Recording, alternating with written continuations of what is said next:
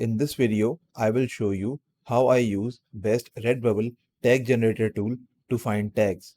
So let's start the video. First, you have to come to Google and search for PodCs Redbubble tag generator.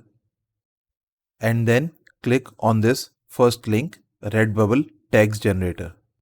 This will take you to this page where you have to register an account with your email ID. Once you have registered your account, this will take you to this dashboard.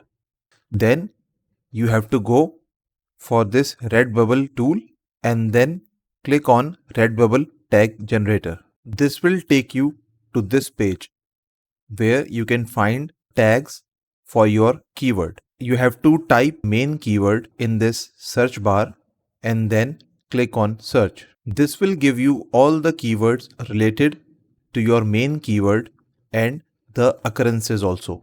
The best thing about this Redbubble tag generator is you can copy all the tags or you can select specific tags and then click copy.